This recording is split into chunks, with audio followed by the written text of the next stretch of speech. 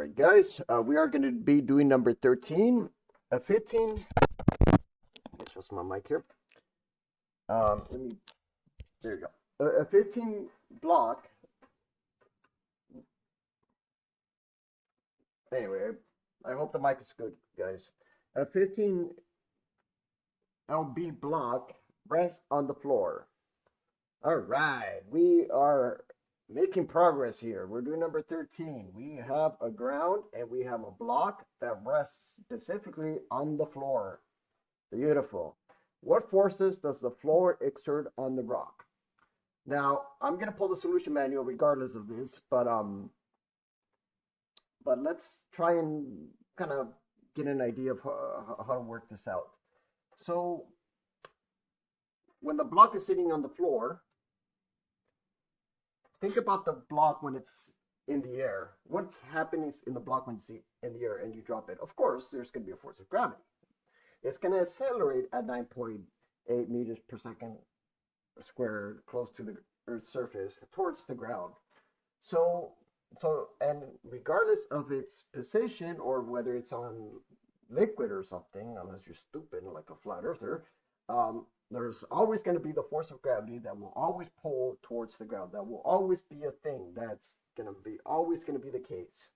So let's say that the force of the block is being pulled by gravity at a constant acceleration of 9.8 meters per second square, or whatever mass times kilogram or whatever 15 lb is. I don't know what it is. I don't know if this is I'm kind of retarded. I don't know if this is a mass or kilograms, but that's just the units. You know, I asked one of my professors, and he started ranting about the difference, even though I asked him specifically what the unit that is. But anyway, that was kind of stupid of me. But whatever.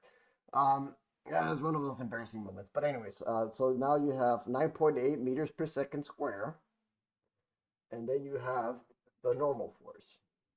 So that's it, folks. So the block alone is being pulled by gravity at 15 lb, and the normal force is being held by the ground at 15 lb. So in other words, if the block weighed a little more than the force of than its original weight, then the normal force would be twice or a bit more than its original weight. So that's the answer to part A. And like I said, folks, I'm going to be pulling the solution manual. All right, so let's tie this to a case. Oh, this is kind of nice. Now you're given a scenario.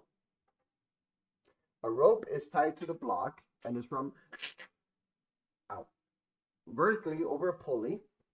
The other end of the rope is attached to a free hanging LB. So let's just pretend that this block is being held by a rope. So let's say that the rope here is, I don't know, just some pulley, some objects, whatever. And there's another hanging object. Let's say that hanging object is 10 pounds or 15 pounds or whatever. So let's say this is 15 pounds of force, this is the other 10 pounds.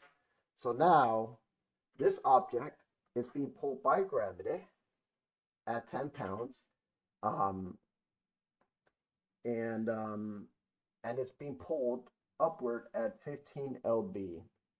Now here's the thing. How do we, well, is it really 15? The way I like to visualize this is, let's just pretend that there's no ground. Well, what would happen if there was placed simultaneously 10-pound object to the 15? Well, the 15 object would slide towards the ground. So yes, in this case, this would normally be 15 pounds. However, this object is being held, and because it's being held towards the ground, then I would suspect that the same tension here would be the same tension as if, so let's just say that the gravity is always going to be 15 pounds right here. And then you would have a normal force of 15 pounds. However, this thing is being pulled up at 10 pounds. So this 10 pounds that's going to drag towards the ground, it's going to pull this object up at 10 pounds. So it's going to have a little less weight distribution there. So this would be 15 pounds here. This would be 10 pounds there. So the normal force would be a little less. so it would probably be 5 pounds, whatever would balance it out. So let's see what it's asking. The rope is tied to the block and rests vertically over pulley, which is established that. The other end of the rope is attached to a free hanging 10-pound object, which is what we drew. What is the force exerted on the floor on the 15-pound object? So notice, folks, that on this 15-pound object, this is being pulled up at 10 pounds. So the normal force for this problem is going to be 5 pounds.